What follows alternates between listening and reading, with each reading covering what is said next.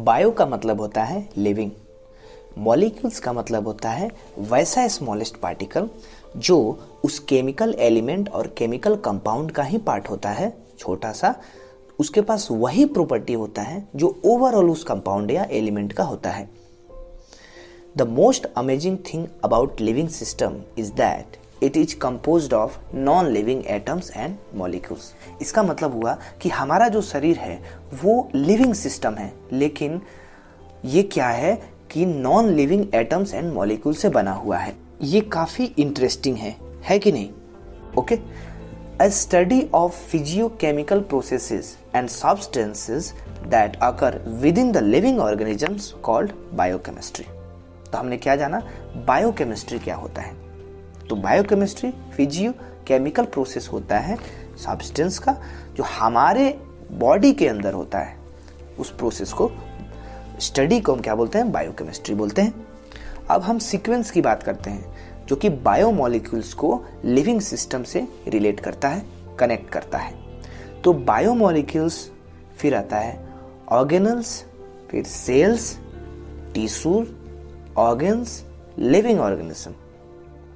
Okay, तो अब हम कुछ बायोमॉलिक्यूल्स का एग्जांपल्स देखते हैं। तो हमारे पास बायोमॉलिक्यूल्स के एग्जांपल में आ गया carbohydrates, proteins, nucleic acids, lipids, ऐसे बहुत सारे एग्जांपल्स हैं। तो ये जो है कुछ इंपॉर्टेंट एग्जांपल्स थे, और इन सारे एग्जांपल्स में अब हम वो देखेंगे जो फूड में पाया जाता है। बहुत सारे फूड्स में ये सारे पाए जाते हैं। तो सबसे पहले हम शुरुआत करते हैं कार्बोहाइड्रेट से। तो देखिए, अब वेजिटेबल है तो उसमें एग्जांपल्स के लिए आप ले लीजिए स्वीट पोटैटो, बीट मतलब चुकंदर, और भी बहुत सारे एग्जांपल्स हैं। ग्रेन्स में अगर बात करते हैं तो ब्राउन राइस ले लीजिए, ओट्स ले लीजिए, एटसेट्रा। फ्रूट्स की बात करूं तो बनाना हुआ, एप्पल, मैंगो, इन सब में अच्छी खासी मात्रा में कार्बोहाइड्रेट्स पाए जाते हैं। ड्राइड फ्रूट्स की बात करूं तो डेट्स मतलब खजूर, रेजिन्स मतलब किशमिश, इन सब में भी कार्बोहाइड्रेट्स पाए जाते हैं। पल्सेस, दलहन, ध्यान से सुनिए, दुल्हन नहीं, दलहन। लेंटिल्स मतलब मसूर की दाल। किडनी बीन्स, इसका मतलब होता है राजमा। इनमें भी जो कार्बोहाइड्रेट्स है वो काफी अच्छी मात्रा में पाई जाती है। हमारा ये पहला एग्जाम्पल था किसका, कार्बोहाइड्रेट्स का। अब दूसरा है प्रोटीन का। अब हम देखेंगे कि प्रोटीन कौन कौन से फूड्स वगैरह में पाए जाते हैं। लेग्यूम्स,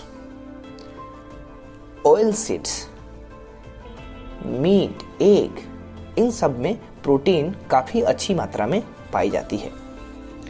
अब आते हैं हम थर्ड एग्जाम्पल पे जो कि है न्यूक्लिक एसिड्स। तो न्यूक्लिक एसिड किस किस फूड्स में पाए जाते हैं हम उसको यहाँ पे देखते हैं।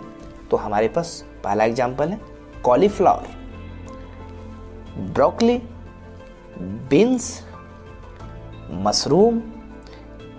इन सब में जो न्यूक्लिक एसिड है वो अच्छी खासी मात्रा में पाई जाती है। Yeast, hydrolysed and autolysed yeast often found in vegetarian microwaveable meals is also a source of nucleic acids. Meat, animal muscles are naturally high in nucleic acid. तो ये हमने देखा। अब बात करते हैं लिपिड्स की। तो इसका एग्जाम्पल अगर फूड में देखें तो वो कहाँ कहाँ पाए जाते हैं। ऑयल हो गया, बटर हो गया, हमारे पास क्रीम हो गया, क्रीम के साथ अगर बात करूँ तो चीज़ आ गया, नट्स आ गया। तो इन सब चीज़ों में भी जो लिपिड्स है काफ़ी अच्छी मात्रा में पाई जाती हैं। एग्जाम्पल्स तो बहुत हैं, लेकिन हम इसी को यहीं पे लिमिट करते हैं, ख़त्म करते हैं, आगे बढ़ते हैं। हो सकता है आप कुछ मॉलिक्यूल्स जैसे कार्बोहाइड्रेट्स एंड प्रोटीन से आपका परिचय पहले ही हो चुका हो, मतलब इस क्लास के पहले ही आपने सुना तो होगा ही। Now we begin our study of biomolecules with its two broad classification, that is carbohydrates and amino acids. अब चलिए भाई देखते हैं कि आखिर ये कार्बोहाइड्रेट्स है क्या। Actually carbohydrates are primary produced by plants form a very large group of naturally occurring organic compounds। ये होता है, एनसीईआरटी में ये दिया हुआ है। ठीक, तो सबसे पहले हम इसकी ओल्ड डेफिनेशन की तरफ बढ़ते हैं, उसकी बात करते हैं। ओके, ओल्ड डेफिनेशन क्या बोलता है? According to old definition of carbohydrates, those compounds which are hydrates of carbon. Hydrates of carbon नाम से ही क्लियर है, कार्बोहाइड्रेट्स मतलब hydrates of carbon, and fits in the general formula CxH2O का whole Y। ठीक है, अगर इस जनरल फॉर्मूले में वो फिट हो जाता है तो उसको हम क्या बोलेंगे? Carbohydrates. For example, molecular formula of glucose C6H12O। आप ग्लूकोज के टर्म से पहले से ही परिचित हैं, क्योंकि मार्केट में ग्लूकोज डी, ग्लूकोज सी वगैरह मिलता रहता है। तो हम प्राइमरी क्लासेस में भी ग्लूकोज का जो फॉर्मूला है एटलीस्ट वो तो जान ही लेते हैं। तो इस फॉर्मूला कितना होता है? C6H12O6। तो हम क्या चलते हैं, जो हमारे पास जनरल फार्मूला था CxH2O टू द Y, उस फार्मूला में फिट करते हैं। तो ऑब्वियसली ये फिट हो जाता है, जिसमें कि X कितना होता है? 6 होता है, Y होता है 6 होता है। अच्छी बात है। थोड़ा आगे बढ़े, ग्लिसरल्डिहाइड। तो ग्लिसरल्डिहाइड का जो स्ट्रक्चर है कुछ ऐसा होता है, जिसमें कि यहाँ पे कार्बन है, इसमें से CH2O नीचे है, OH दिया हुआ है, एक साइड H है, ऊपर की तरह CHO, यानी कि मेन फंक्शनल ग्रुप है इसमें कौन है? CHO। तो आगे बढ़ते हैं, क्या हम इसको CxH2O to the whole Y उस फॉर्मेट में लिख सकते हैं? ऑब्वियसली लिख सकते हैं। आप X को 3 रखिए और H2O में Y को 3 रखिए, तो यहाँ पे भी आ गया X = 3, Y = 3, यानी हम लिख सकते हैं। लेकिन किंतु परंतु, क्या सारे कार्बोहाइड्रेट्स इस फॉर्मूले में फिट बैठते हैं? या ये भी प्रश्न हो सकता है कि जो इस फॉर्मूले में फिट बैठते हैं वो सारे कार्बोहाइड्रेट्स हैं। तो दो तरह के जो सवाल है वो हमारे दिमाग में आता है। तो चलिए इन दोनों तरह के सवालों को हम आंसर ढूंढने चलते हैं। तो देखिए, CxH2O का होल Y यहाँ पे दिया हुआ है। X को आप 1 रखें, Y को भी 1 रखें, तो कितना आया? CH2O आया। तो इस CH2 कैसे लिख सकते हैं? ऐसे, यानी कि ये क्या हो गया? फॉर्मल्डिहाइड। फॉर्मल्डिहाइड हो गया। और तो फॉर्मल्डिहाइड तो कार्बोहाइड्रेट्स है नहीं। थोड़ा आगे बढ़ते हैं, चलिए अब X को 2 रखिए, Y को भी 2 रखिए, तो हमारे पास फॉर्मूला क्या आया? C2H2O to the whole 2। थोड़ा और इसको एक्सपेंड करके लिखिए तो C2H4O2 आया। C2H4O2 को हम दो तरीके से लिख सकते हैं। पहला जो है वो कुछ ऐसे लिख सकते हैं। जो स्ट्रक्चर आपको दिख रहा है वो क्या है? सोचिए, वीडियो को पॉज करें और फिर देखिए। देखिए, ये जो स्ट्रक्चर है वो है मिथाइल फॉर्मेट। दूसरा जो स्ट्रक्चर है, हम इसी फॉर्मूले को ऐसे भी लिख सकते हैं। कैसे? Ethanoic acid CH3COOH। पहला स्ट्रक्चर क्या था? HCOOCH3। तो ये दोनों कार्बोहाइड्रेट्स नहीं हैं, लेकिन कार्बोहाइड्रेट तो है नहीं, लेकिन फिर भी फॉर्मूले में फिट बैठ जाता है। ठीक है, आगे बढ़ते हैं। आगे हम देखेंगे कि बहुत सारे ऐसे कंपाउंड्स होते हैं जो कार्बोहाइड्रेट्स तो हैं, लेकिन इस फॉर्मूले में फिट नहीं बैठते हैं। फॉर एग्जाम्पल C6H12O5, ये क्या है? Rhamnose. A carbohydrate but doesn't fit in the formula. तो अब देखिए, बहुत दोनों साइड से, मतलब कि फॉर्मूले में फिट बैठ रहा है तो कार्बोहाइड्रेट्स नहीं है, इसके भी एक्सेप्शन मिल रहे हैं। कार्बोहाइड्रेट्स है तो भी फॉर्मूले में फिट नहीं बैठ रहा है, इस तरह से भी एक्सेप्शन मिल रहे हैं। इसका मतलब ये हुआ कि ये जो फॉर्मूला है वो एकदम से गलत है, हम इसको रिजेक्ट करते हैं। Okay, so our modern definition of carbohydrates will be like this: polyhydroxy carbonyl compound, aldehyde or ketone containing at least one chiral center is called carbohydrates. Means they can rotate the plane polarized light and are optically active. Smallest carbohydrate की बात करूं तो वो होता है glyceraldehyde. यहाँ पे आपको दिख रहा है, आप इससे स्मॉलेस्ट बना ही नहीं सकते। देखिए यहाँ पे पॉलीहाइड्रोक्सिल है, यानी कि OH दो है और हाइड्रोजन है और फिर CHO है। देखिए यहाँ पे 4 डिफरेंट ग्रुप है कार्बन पे, तो ये क्या है, यहाँ पे कायरल सेंटर है और ये जो है प्लेन पोलराइज्ड लाइट यानी PPL को रोटेट करता है। अब हम कार्बोहाइड्रेट्स का डिवीजन फंक्शनल ग्रुप के बेसिस पे करेंगे। तो क्या होगा, एक पार्ट होगा अल्डिहाइड और दूसरा पार्ट होगा कीटोन। तो अल्डिहाइड से रिलेटेड जो भी आएगा उसको बोलेंगे अल्डोज, कीटोन से रिलेटेड जो आएगा उससे बोलेंगे केटोज। ठीक, यहाँ पे कुछ नोमेनक्लेचर ऐसे भी होते हैं, अगर हो अल्डिहाइड या हो केटोन, अगर 3 कार्बन एटम है तो हम ट्रायोज बोलेंगे, 4 के लिए टेट्रोज, 5 के लिए पेंटोज, 6 के लिए हेक्सोज। अगर आपको मेन फंक्शनल ग्रुप अल्डिहाइड है और उसमें 4 कार्बन एटम है तो उसका जो नोमेनक्लेचर होगा वो होगा अल्डो टेट्रोज। ठीक, अगर आपका मेन फंक्शनल ग्रुप कीटोन है, किसमें, कार्बोहाइड्रेट्स में, याद रखेंगे इस बात को, और उसमें 4 कार्बन एटम है लेकिन मेन फंक्शनल ग्रुप क्या है, कीटोन है, जैसा कि आप इस पिक्चर को देख सकते हैं, तो इसका नाम होगा केटोटेट्रोज। ठीक है, अल्डोहेक्सोज में फंक्शनल ग्रुप अल्डिहाइड होगा एंड 6 कार्बन रहेगा, ये हम सिंपली समझ सकते हैं। देखिए एग्जाम्पल के लिए यहाँ पे अल्डिहाइड मेन फंक्शनल ग्रुप है और 6 कार्बन एटम है। ठीक है, किसी भी ऑर्गेनिक कंपाउंड को लिखने का बहुत तरीका होता है, जैसे wedge dash form, compressed form, Newman projection form, उसी तरह बहुत सारे तरीके हैं। एक तरीका और भी है और उसे क्या बोलते हैं, फिशर प्रोजेक्शन। क्या बोलते हैं, फिशर प्रोजेक्शन। तो आपके सामने जो यहाँ पे ये स्ट्रक्चर दिख रहा है वो अल्डोहेक्सोज का है और वो फिशर प्रोजेक्शन फॉर्म में लिखा गया है। आपको ग्लूकोज का फॉर्मूला तो पता ही होगा, C6H12O6। इसका फिशर प्रोजेक्शन होता है कुछ ऐसा। यहाँ पे आप देख सकते हैं, ऊपर सबसे पहले अल्डिहाइड फंक्शनल ग्रुप है जो कि मेन फंक्शनल ग्रुप है और 5 OH ग्रुप है और एक CH2OH नीचे है। यहाँ पे आप ध्यान से देखें तो हाइड्रोजन लेफ्ट साइड में चारों हाइड्रोजन नहीं है। अगर ऊपर से नंबरिंग करें, क्योंकि मेन फंक्शनल ग्रुप CHO है, तो आप 3rd वाले कार्बन पे OH जो है लेफ्ट देखेंगे। ठीक है, आप इसको ध्यान में रखें और ये बहुत इंपॉर्टेंट है, ये आगे भी यूज आने वाला है।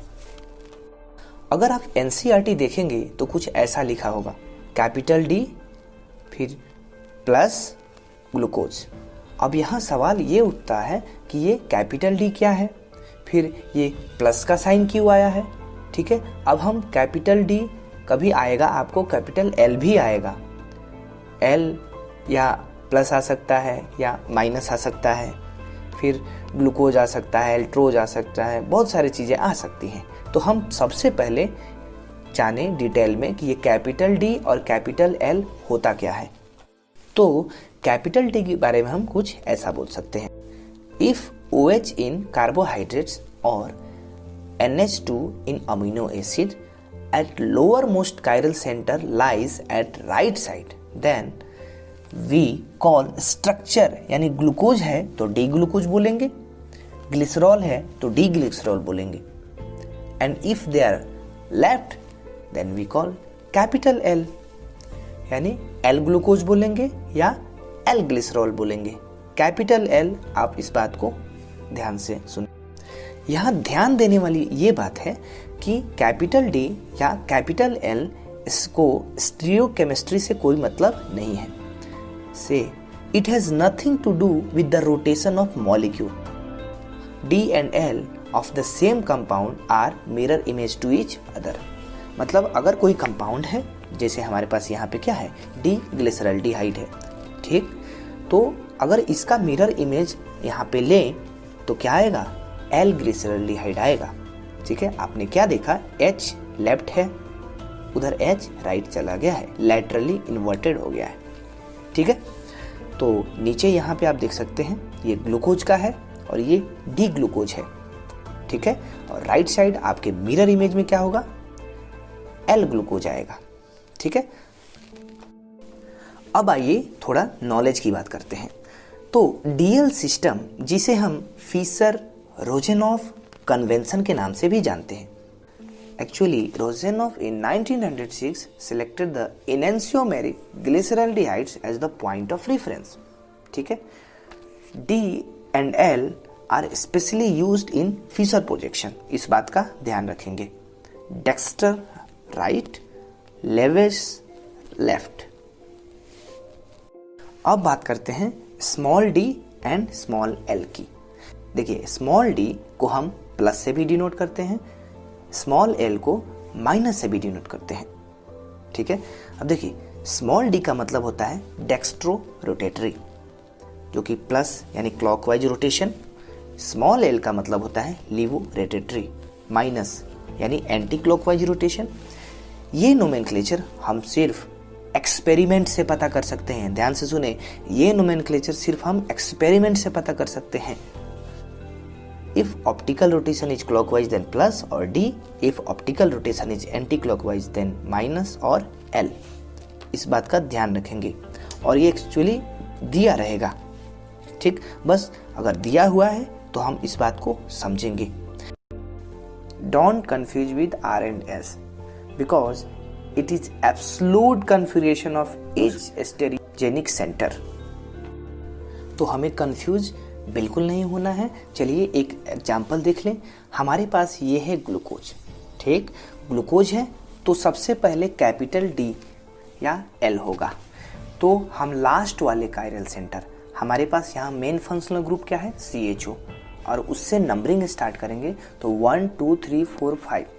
ठीक है, नीचे आएगा तो सबसे नीचे वाला जो कायरल सेंटर है उसके राइट साइड OH है, तो राइट साइड OH है तो क्या हो जाएगा, कैपिटल डी। ठीक, कैपिटल डी हो जाएगा। अगर वही OH लेफ्ट साइड होता तो क्या होता, कैपिटल N। ठीक है, तो इस बात को हम ध्यान से समझेंगे। ऐसे भी हम बोल सकते हैं कि अभी जो हमारे पास डी ग्लूकोज है, ठीक, इसका अगर हम मिरर इमेज ले लें तो हमारे पास जो ग्लूकोज आएगा वो आएगा एल ग्लूकोज। प्लस माइनस मैंने पहले ही बता दिया था, वो small D small L experimentally आता है और जनरली एनसीईआरटी में क्या लिखा हुआ है, डी प्लस एंड एल के साथ माइनस लिया हुआ है, तो हम इसी से चलेंगे। अब हम कार्बोहाइड्रेट्स का एक मेजर क्लासिफिकेशन करते हैं। पहला on the basis of functional group, जो हम अल्डिहाइड और कीटोन में क्लासिफाइड पहले ही कर चुके हैं। अल्डिहाइड के लिए एल्डोज आता है, कीटोन के लिए कीटोज आता है। On the basis of hydrolysis, तो हाइड्रोलिसिस के बेसिस पे हमारा जो क्लासिफिकेशन है वो 3 तरह से होता है, जो कि काफ़ी इंपॉर्टेंट है। Monosaccharides, oligosaccharides and polysaccharides. तो हम यहाँ पे एक टर्म क्या देखें, सेकेराइड्स। तो सेकेराइड्स एक लैटिन वर्ड है, सैकरम्स से डिराइव किया गया है, उसका मतलब होता है सुगर। सेकेराइड का मतलब क्या होता है, सुगर। इस बात का ध्यान रखें, इसको याद रखें। तो फिर जो थर्ड क्लासिफिकेशन होता है on the basis of reducing nature, reducing sugar and non reducing sugar.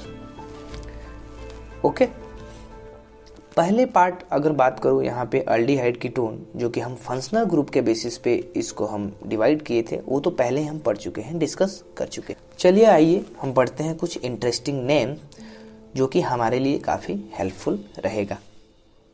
हम नाम सिर्फ ग्लूकोज का जानते हैं, जिसे थर्ड कार्बन एटम पे OH लेफ्ट होता है एंड हाइड्रोजन एटम राइट होता है, बाकी सब H लेफ्ट होता है और OH राइट होता है।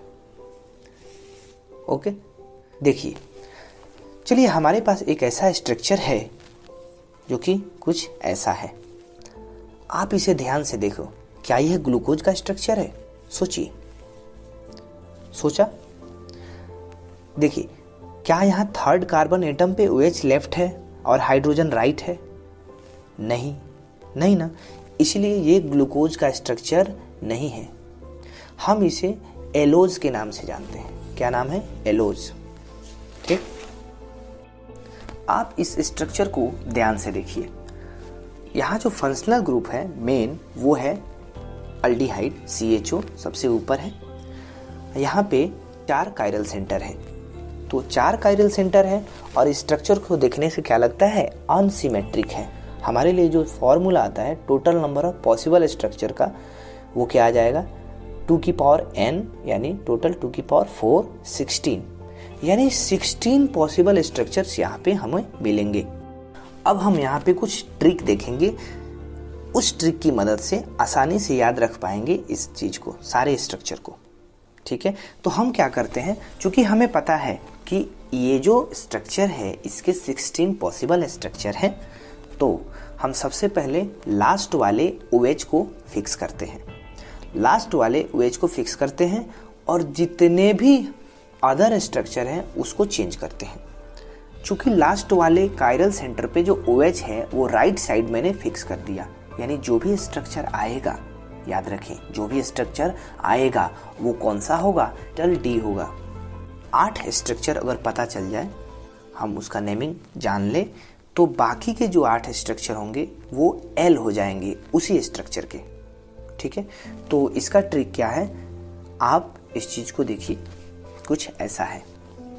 तो सबसे पहले आता है एलोज, लेफ्ट साइड में देखिए एलोज, ग्लूकोज, ग्लूकोज, गैलेक्टोज।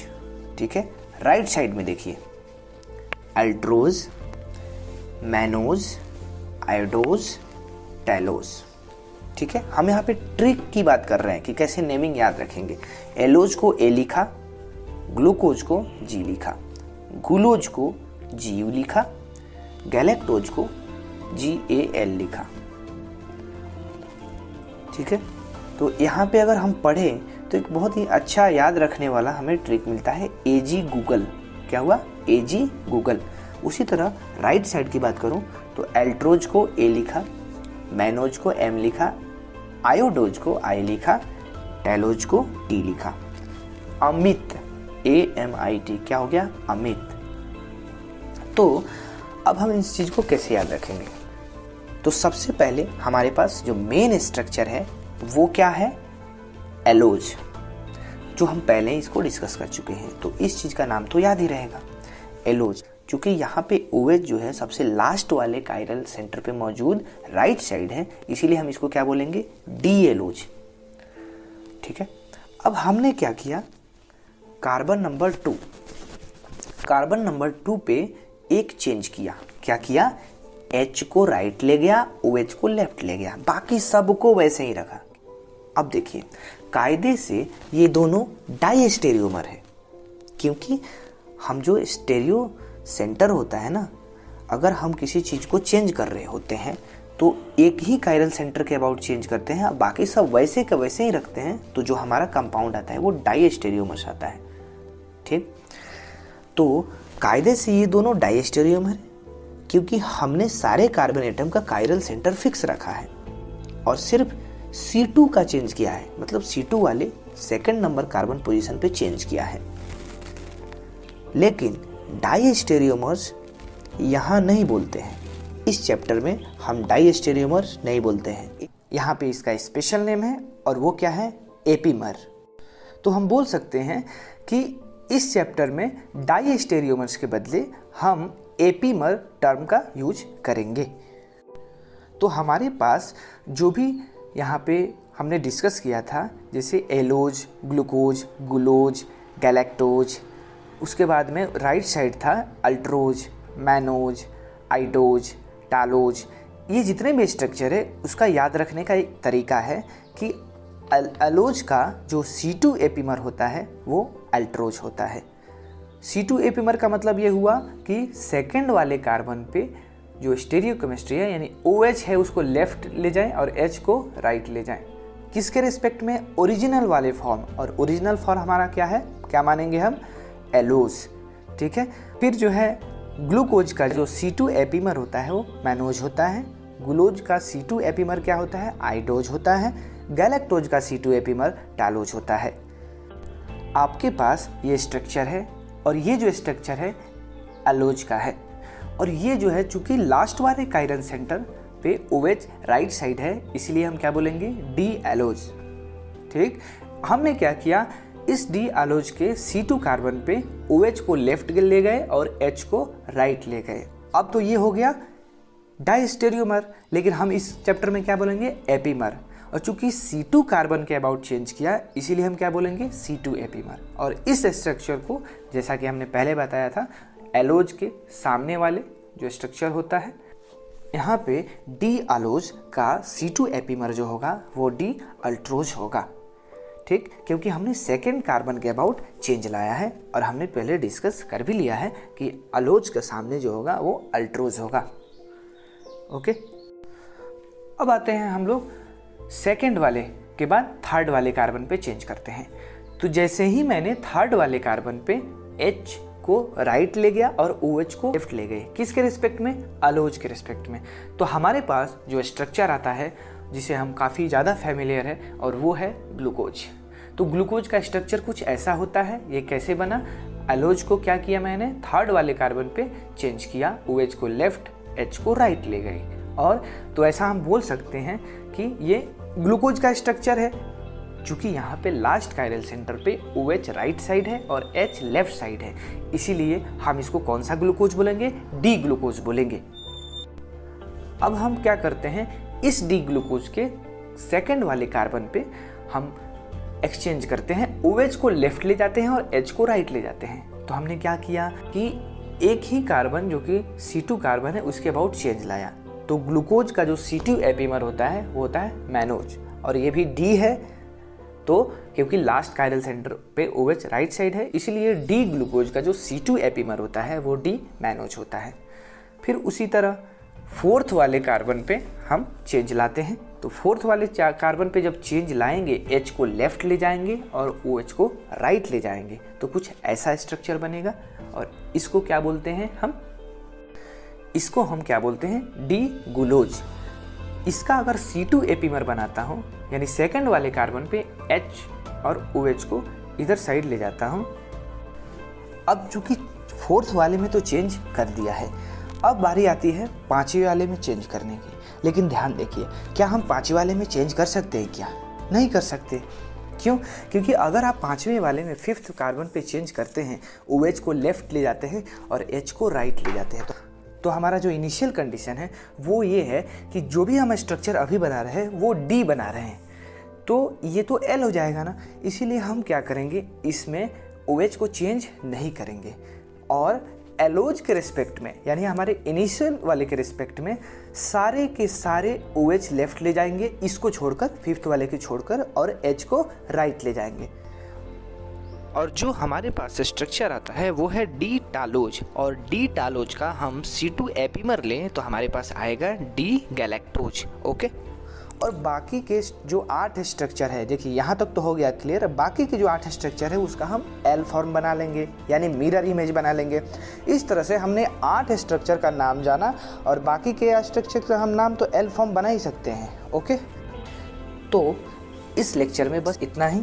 आपका प्यार बना रहे, आप इस वीडियो को लाइक करें, सब्सक्राइब करें और इसे दूर दूर तक पहुँचाएँ। कहाँ तक, दूर दूर तक। तो धन्यवाद, आप खुश रहें, मज़े में रहें।